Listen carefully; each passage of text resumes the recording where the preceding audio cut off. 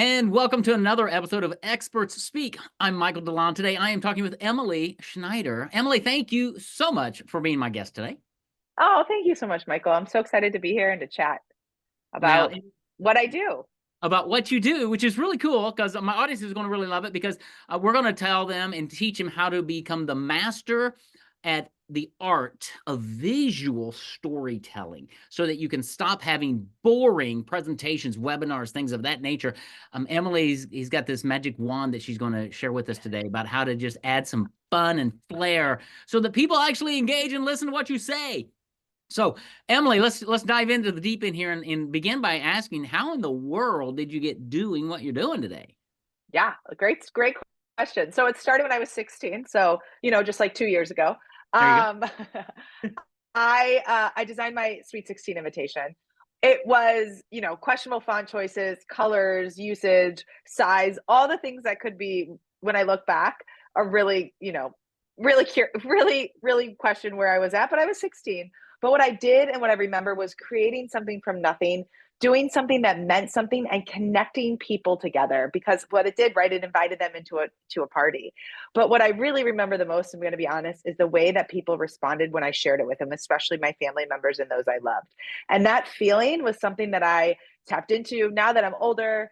Obviously, like, I understand that more, but then I just knew that, like, that was the things I loved doing. I loved making people smile. I loved helping somebody understand something. And so what that has evolved into, I've always been somebody who loved art.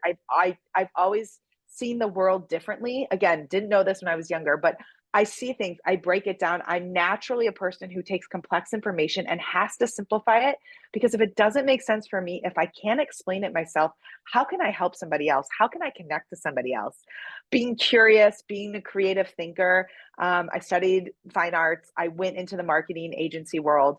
And while I love doing point of sale and understanding how consumers shop and how we engage, what I really loved doing was helping to tell the story of the work and getting my clients giving them the power to then sell it through their organizations. And what that required was presentations or storyboarding, right? Like, it wasn't always, again, seasons or time frame, like, we didn't always have digital, but it was about telling that story, giving somebody the opportunity to follow along in a conversation, to let them believe and agree, trust us, create that credibility, create that confidence, and in the end, guide them to the decisions we want them to make.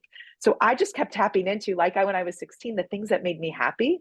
And last year, to be honest, I got really curious about the work I was doing. I've been a freelance on my own for 5 years, and I realized that this is what I love doing. I loved helping people craft. I loved using PowerPoint specifically as my tool. I love having the safe boundaries, but really being able to push those and making them very different.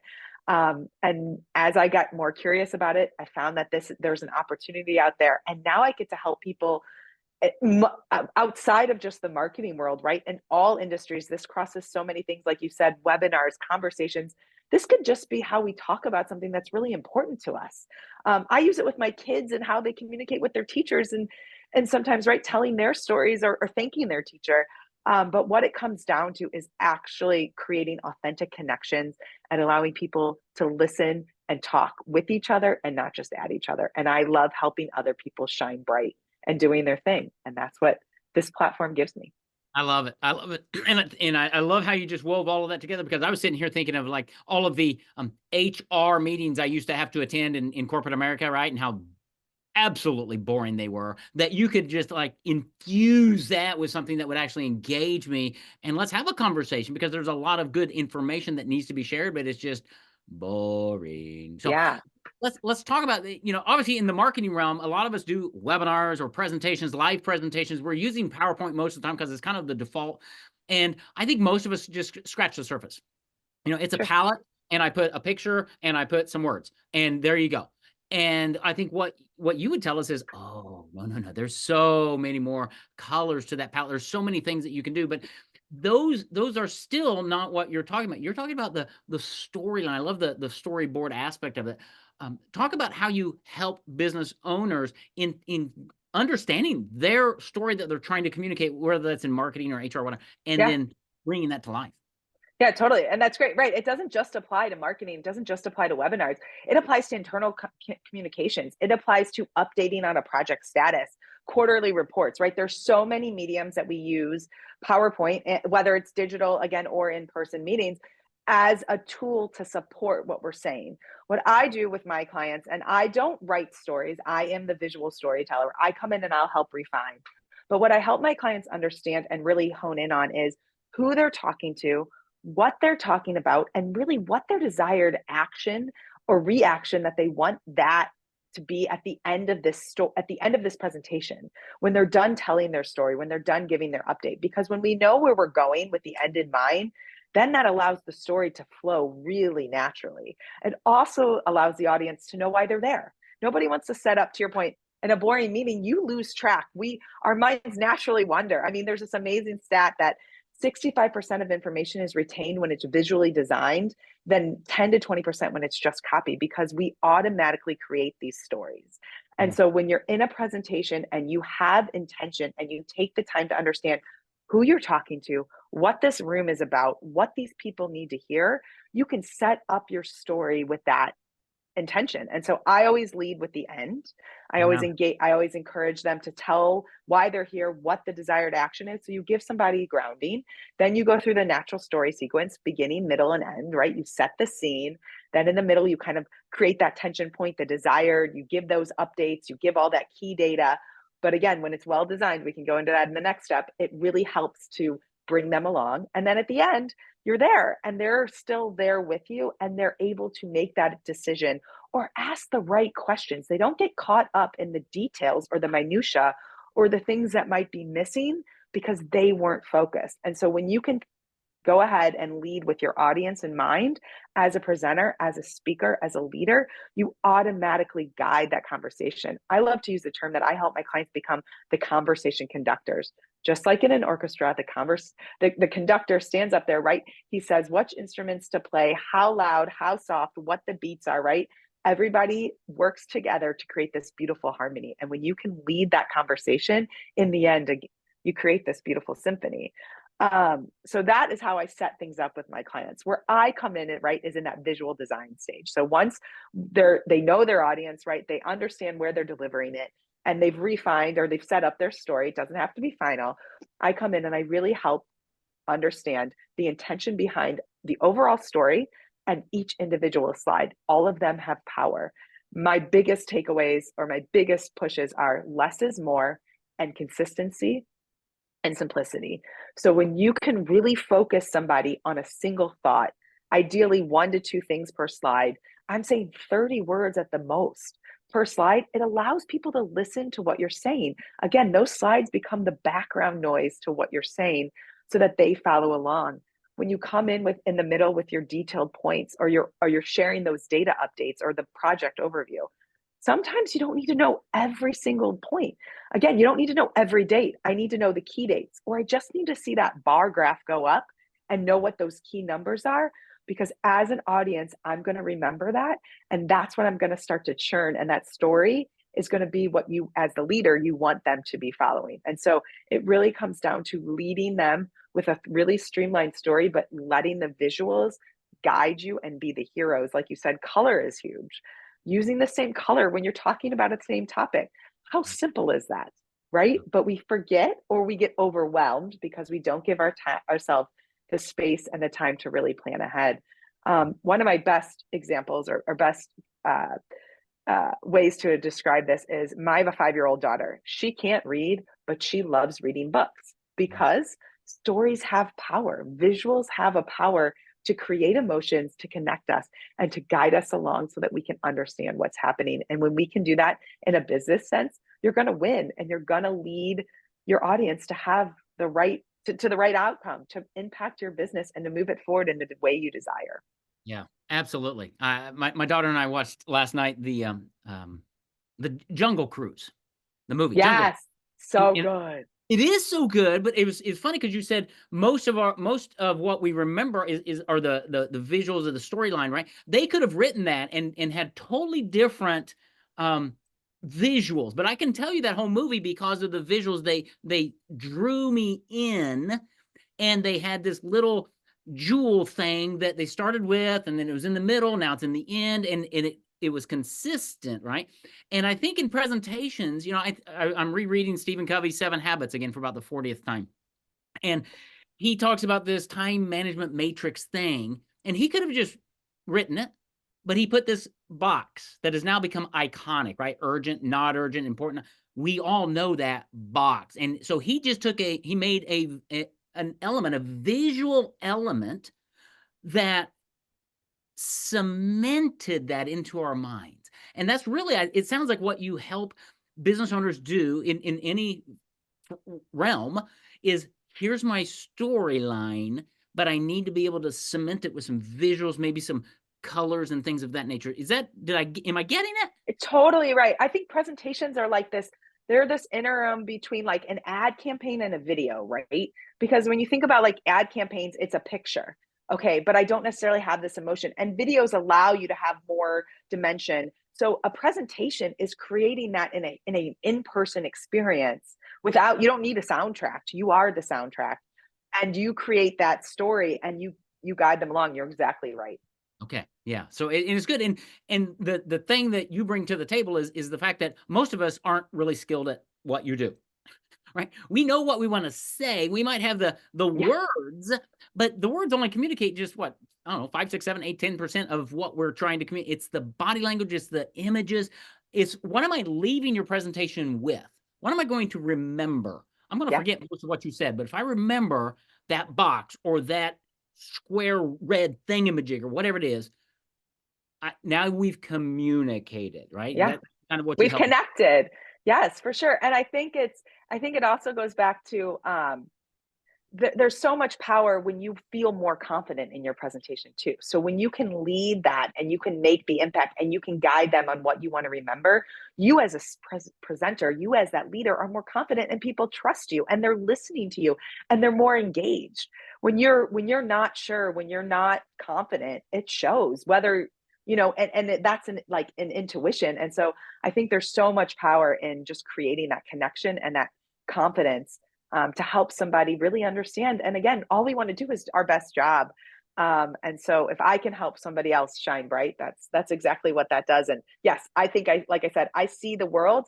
I naturally break down complex information. That is my magical knack I love it. of taking complex information and making it easier to digest because that's just how I think. And so I love that I can help somebody else. The other thing that I think is really important and I understand that not every instance has the time or money to invest in somebody like me. So I do have resources on my website. I know you'll have a link in the show notes so people can just start to think about this differently because knowledge is power. So if you know it, maybe the next time you have to do your own presentation, you'll think about it. But what I love to do is I'm a new add-on to your tool belt, right? As an outsider coming in, I can see things differently. I ask questions. I am curious and creative just by my nature. And so that ability to come into a presentation or to a conversation for somebody who's more connected to that information allows them to think of it different and to showcase that. To your point, I can bring visuals to life because I'm seeing it from a new eye and it pushes somebody to think different, talk about it different. And again, all we're doing is elevating that confidence and that connection to their audience. And when that's elevated, then you show up differently, you communicate better, and there's a better connection. And it's funny because when you work with people, I'm sure they sit back and they'll say something and you're like, wait a minute, let's take that and let's do this. And they're gonna go, what? Oh, never thought of it that way. That's right. Mm-hmm. That's why Emily does what Emily does, because you have this unique ability to simplify the complex and to help build on that storyline that's there to make it more, dare I say, visually appealing, right? Yeah.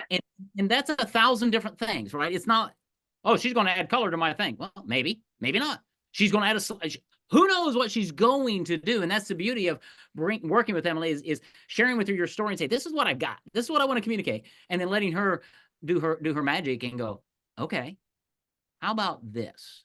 Will this help tell that story more powerfully, more purposefully, and actually help you make a deeper connection with your audience?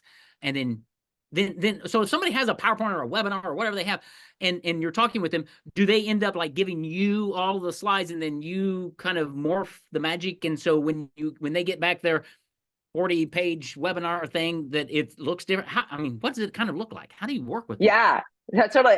Actually, I was just going to say, like, collaboration is like my number one thing. But I also think, like, we're not supposed to do things alone, right? How much better is something when somebody else gives you a different perspective and challenges you to think about it different, right? Like, again, we just continue to grow. I'm a big person of, just working together. I think community, I think collaboration is so important. And I bring that into my business. So the way I work with my clients is, yes, they'll come to me with their draft, with their slides, with their content already baked, pretty much baked. We'll refine it. We'll talk about it. But what that initial kickoff conversation is really about them walking me through that, because I want to hear what their story is. I want to know what is important. And usually they have all these great ideas in their head, but it doesn't always show in their slides. And so when they can walk me through it, it allows us the opportunity to talk about it, to ask questions, to really deep dive into it, to your point, for me to say, okay, I think this is it. Is that right? Or this is how it should look. I'm a big person. I'll sketch and I'll like hold it up awkwardly, like, to the screen. Then like, I haven't mastered like where my camera is and all that stuff, but it's a total working session. Then I go back, I take a few slides, I start to bring that to life. I make sure I'm getting it. This is their presentation. I'm just here to help elevate it and to make it shine for them. My goal and my zone of genius is being a PowerPoint presentation designer. But when I can shine, guess what I do? I help somebody else shine brighter. And so that's what I bring to the table. We do that for a few rounds. I'll do a couple slides. They'll provide feedback. I do a lot of sharing screens, a lot of working sessions. I don't just send things. I definitely talk about it because this is their work. I'm here to just elevate it. We do that probably around, again, 2 or 3 times. We'll go through a deck. And by the end, we've usually nailed it, because after that first round, when they're agreeing, they understand that I get what they're trying to say. They start to create that trust as well. I'll start to roll that out, and then you got to see it all again. But nothing's perfect the first time. I'm learning that the hard way as a recovering perfectionist. I always used to try and show up and be like, okay, I nailed it. But I didn't, because it's not my work. It's not my words. It's theirs. And so I am such a big component of collaboration and working together and showing people behind the scenes, because it's important for them to see. Sometimes they're like, that doesn't work. If I can move it on screen, and they're like, oh, and That work. you need that communication. So that's how I work with my clients. That's Very very open. cool. Yeah, no, and I love that. And I'm just sitting here thinking of all of the presentations that I've sat through, all of the presentations that the business owners are getting ready to develop in the next 6 months, and just how much better. I mean, even if it's 10% better than what you have today, it's going to be a whole lot better, because dare I say, most every webinar is about the same, right? And what Emily is going to help you do is to take it to a new level by presenting your information in a more visual context, Yeah. to make it more engaging, more memorable, more motivating, and dare I say, in marketing, probably more profitable, because people will be moved along visually. And that's why we love movies and TED Talks and videos, because it's the visual component. And when you have less is more, and simplicity and consistency and all of that put together, not just in the words you say, but in the images, the visuals that support that, it just makes communication so much better. So I'm Exactly. very excited. Yeah. So how do people work with you? Is it short term, long term, one-on-one, group? I mean, it goes all of that. So it is usually one-on-one, but yes, short-term projects, long-term. Sometimes we'll start, usually I'll be honest, sometimes I'll start with a client and usually they come back, because once they see the power of that presentation or that work, right, they're like, I don't need to spend my time doing this anymore, because I have a partner who can do it for me. And in the end, I save time and money, because that allows my clients to focus on the work that they're supposed to do. Right. When we can do what we love doing, it's so much easier. And a lot of people, PowerPoint is a tool that they all have access to, but they all don't have the knowledge or the desire to do it. Well, guess what? I'm a PowerPoint geek, so I love helping people with that. That's awesome. Yeah. That's awesome. Okay. You and I, Emily, we could talk for a long time, because I've got lots of ideas and thoughts and things, but I think the best thing is probably just to pause and let people know, how do they connect with you? How do they find out more about you, get some of those resources, and maybe have a conversation with you around, okay, help me learn how to communicate more visually? Where would they go? Yeah, totally. So the best place to start is my website. I am emilyschneider.com. I'm also really active on LinkedIn and always love connecting with people on there as well.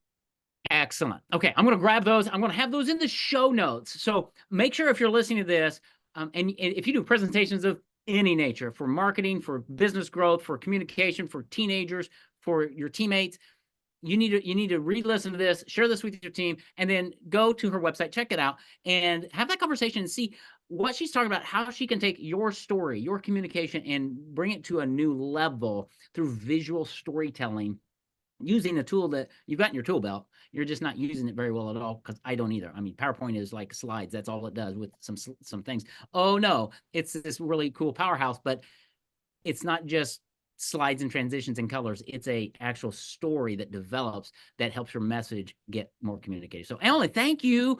First of all, Yeah. for being here, but thanks for what you do to help business owners and people communicate more visually. Thank you. Oh, it's so great. It's so nice to chat with you, Michael. And I hope everybody checks out my site because there is on my blog too. I just want to make sure there is a resource that people can download for free so that they can, again, knowledge is power. They can kind of see my 4 tips to crafting a powerful presentation. And hopefully that can give you guys some insight to think about things differently for the next time you build your presentations. Or reach out. I'm always happy to answer questions and help. Think differently about how you build your next presentation. I love that. We're going to end right there because that's what we need to do and think visually. So go check out Emily Schneider at IamEmilySchneider.com. We'll have that in the show notes. And thanks for listening to another episode of Experts Speak. Tune in again next week. Take care. God bless.